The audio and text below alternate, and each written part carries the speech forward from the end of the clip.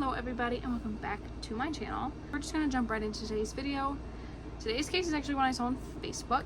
My aunt shared it. I follow all these like different kind of like missing person groups on Facebook, and I do like screenshot a lot of those and then I start researching them and all of that, and I have all sorts of them saved.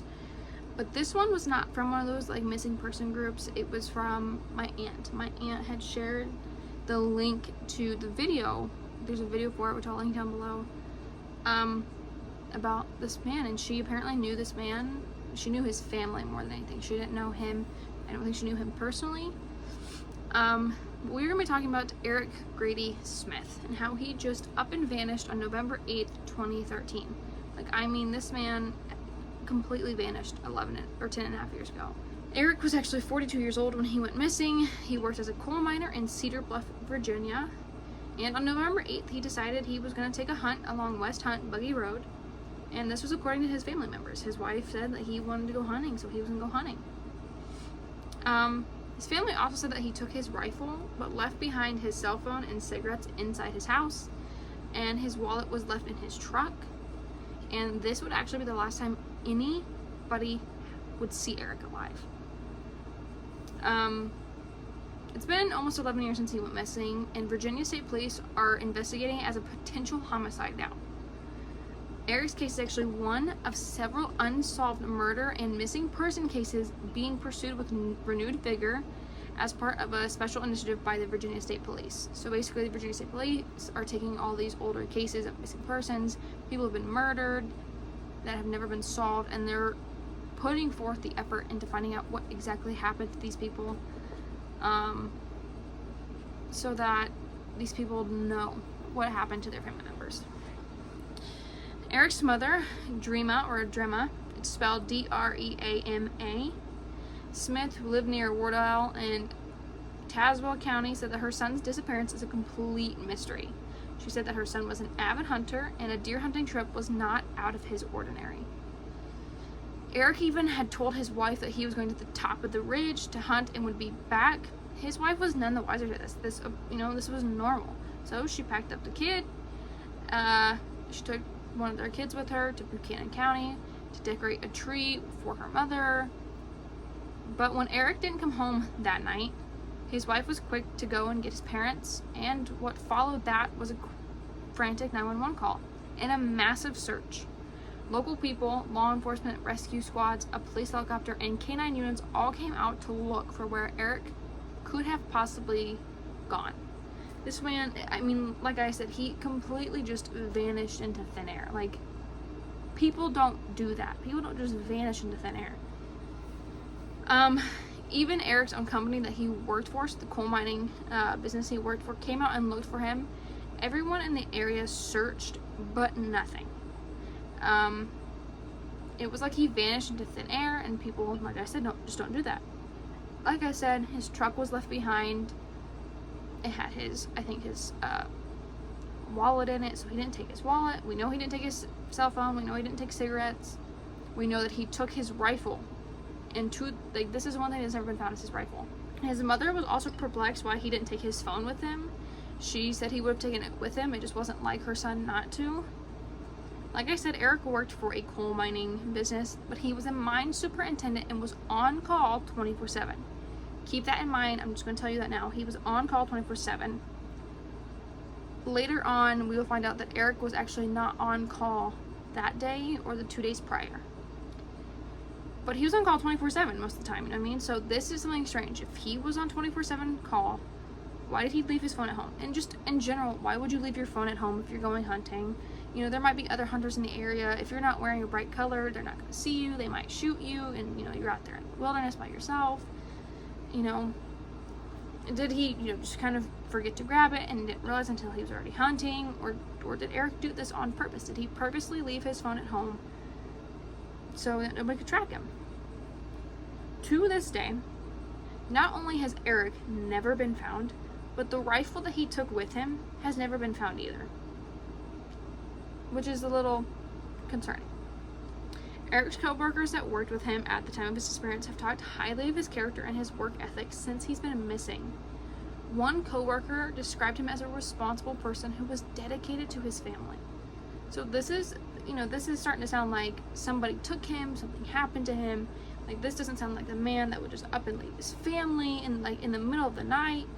You know what I mean? Like, and I agree. I think that is, odd circumstances to just up and vanish if, you're dedicated to your family. So Eric's job was day shift foreman, and he was responsible for making sure the mine was operated in accordance with state and federal regulations. Like, I mean, his job was literally to keep these men alive. Like, he had to know the laws of how to run a coal mine like the back of his hand. Like, he had to know this. And one of the last people to see Eric alive was actually Don B. Holton. They were co-workers and had recently attended an out-of-town training event. Those final hours foster a recurring nightmare, interlaced with twisted facts and distorted memories that Don say play in his mind. Don says that the two of them shared a ride from the airport near Bristol to Claypool Hill after returning from a week-long class in Atlanta. They talked about coal mining, their families, and the weather. And then Don dropped Eric off to his wife and kids, and that was the last time he would ever see Eric. Like I mentioned earlier, Eric was actually supposed to go back to work, so he was supposed to be on call that day. He was supposed to go back to work that day, right?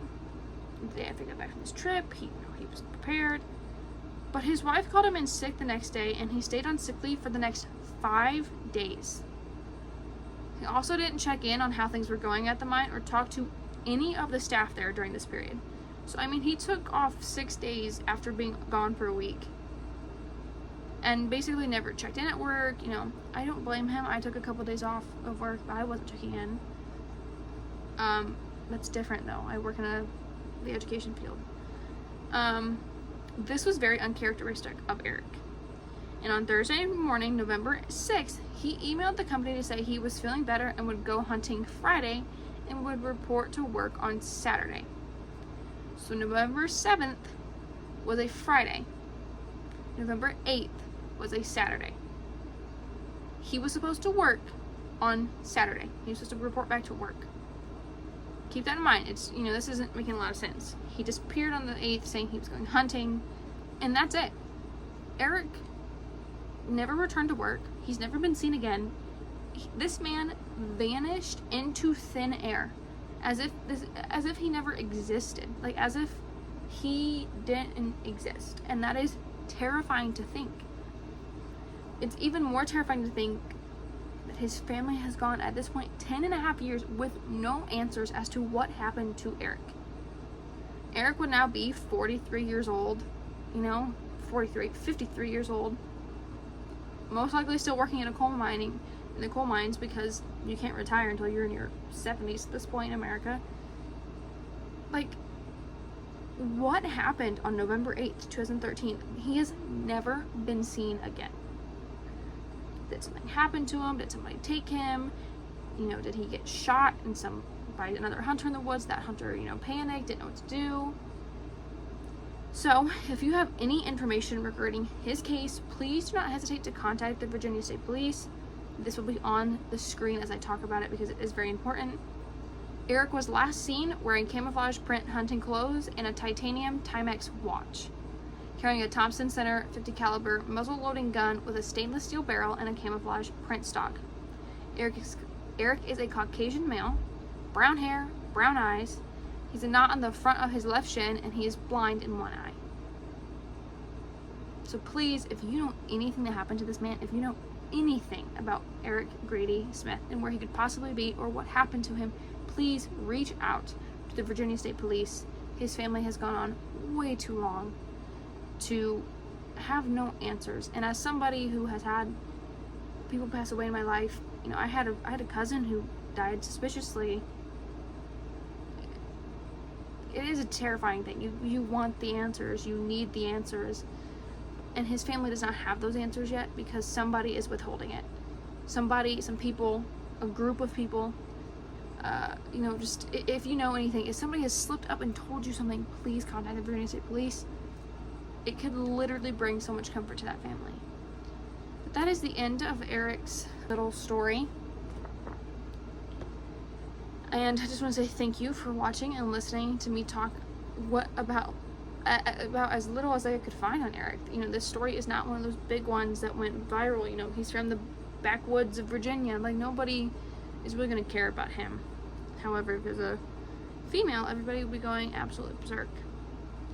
Like I said, it's been almost 11 years since he disappeared, and his family has no answers as to where he could possibly be. And that breaks my heart. So yeah, again, thank you guys, and remember, you guys can always recommend a case. That is always up on the screen.